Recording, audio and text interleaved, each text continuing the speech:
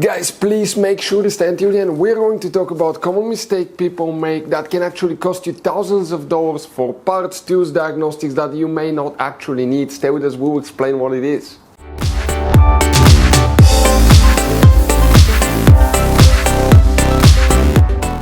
Hey guys, welcome back to Auto Repair guys. Super quick, very helpful video for any of you having problem where radiator fan does not work guys on Mercedes C Class generation W205 right here. Guys, please do not waste any money on parts, tools, diagnostics until you watch that video, because it could be quite simple fix. And after that guys, okay, we'll talk what you need to test, how to check everything. If you need to buy after that replacement radiator fan, control module, sensors, anything like that, parts, tools, we'll share the link in the description of the video below. Check it out and you can see where we get most of our tools and supplies from as well. So let's start on it now. Before we start guys, let us tell you a little bit about us. Every single car we get here at the garage, we try to make at least 200 to 300 free repair videos. We take them completely apart, we show you how to fix pretty much anything. Electronics, engines, computers, transmissions. Why we do all that? Because our mission at the garage here is to save you as much money as we can guys. All we need in return, please guys, subscribe to the channel, like the video, that way we can keep making these free videos. Check out our YouTube channels, we have more than 17,000 free repair videos that can save you thousands of dollars in future repairs. So let's go ahead and start on it now. If the radiator fan does not work, multiple things can cause that. We'll explain what we see quite often in the garage, but the first thing you want to check is some very important fuses for the radiator fan control module, and some engine computer fuses that control the cooling system as well. Let's explain where they're located and we'll explain what else we see at the garage. Quick advice from us, 9 out of 10 owners do not know about all the hidden fuse boxes in that Mercedes. That's why guys, we made, and you have like up to 7 of them, we made a special video on our YouTube channel that's called Mercedes W205 fuse box location and diagram video that can save you thousands of dollars in repairs. What we guys need to do now, we need to open the passenger door. When you do that, on the passenger side in the footwell compartment on the side here on the A pillar, right there you have one cover. Okay, if we open that angle, you can kind of like see it right there. Open it, and behind it you have a fuse box with a layout like this one here. Before we guys continue, let's explain quickly why it's always a good idea to test fuses and relays. So guys, let us tell you something really quick guys. People make one common mistake. They never test fuses, relays, they look at them and they assume they're good. At that point, they think they have a good fuse or relay and they start replacing modules, computers, parts that can cost you thousands of dollars in repairs guys. Always test your fuses. You have no idea how many cars we fixed for customers that said, oh, I checked the fuse, everything's fine, but I still have a problem.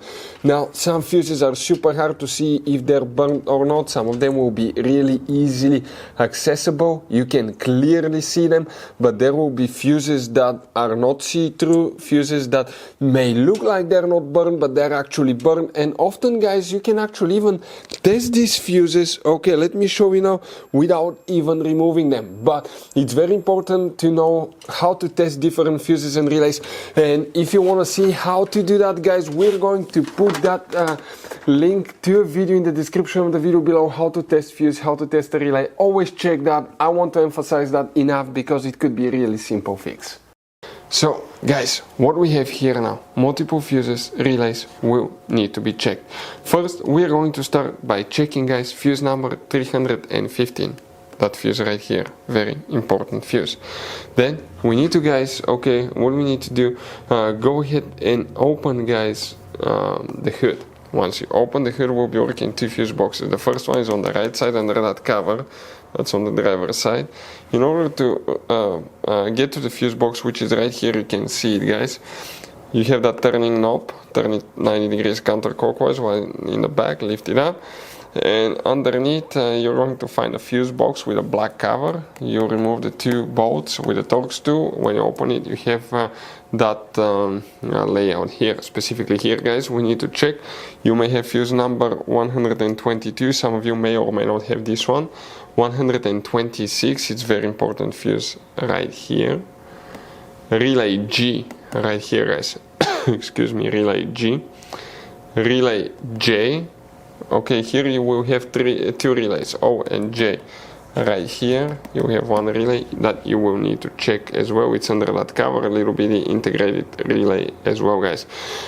Next it gets interesting. Here we're going to open the hood, guys, okay, and on the left side where the jump starter terminal is located, remove that cover, you're going to find the jump starter terminal. That's actually a pre-fuse box. If you look on the back side, you have multiple cables going in and out. This is built-in pre-fuse box. That's super important, guys. If we open that pre-fuse box, you have two different designs depending on the year and the model you have, whether you have auto start-stop function, if it's after certain years as well. But here, what we will, guys, need to check, the first thing, fuse number 3, if you have that fuse box design, you need to check fuse number 3 right here, guys, will need to be checked.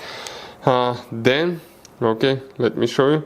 If you have the other fuse box design, okay, you will need to check fuse number 5 right here, and also you will need to check fuse number 7 and 9 will be the main radiator fan fuses right here. Since you're already here, test all the fuses. Okay, another thing we'll recommend, behind the dash, behind the glove box, inside the dash, we have another pre-fuse box. Okay, and make sure all the fuses here are good as well. Test those too, because it could be a hidden fuse, guys, like that most people do not know it even exists. If the radiator fan does not work, guys, okay, you checked fuses, realize everything's good. Now, the next step will be to test your radiator fan. Always test the radiator fan. We have videos on the channel how to test the radiator fan and the radiator fan control module.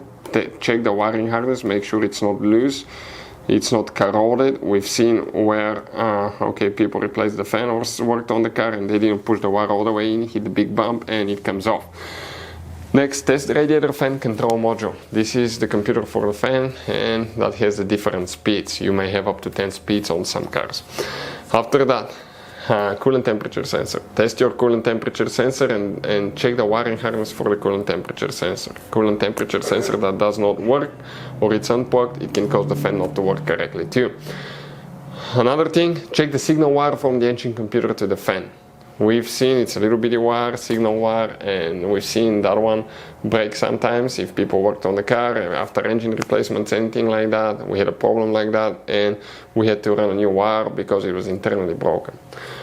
We had a case where it was a couple times bad engine computer, guys. If that's the case with yours, you have bad engine computer, remove. What we did with ours, we removed it. We found a place on eBay that rebuilds them. They rebuild the computer, send it back to us, plug and play, started the car, no problems after that. We didn't have to program new computers, buy expensive computers as well. But always start with the fuses, relays, and test the fan, radiator fan control module, because most of the times that will be your problem, guys.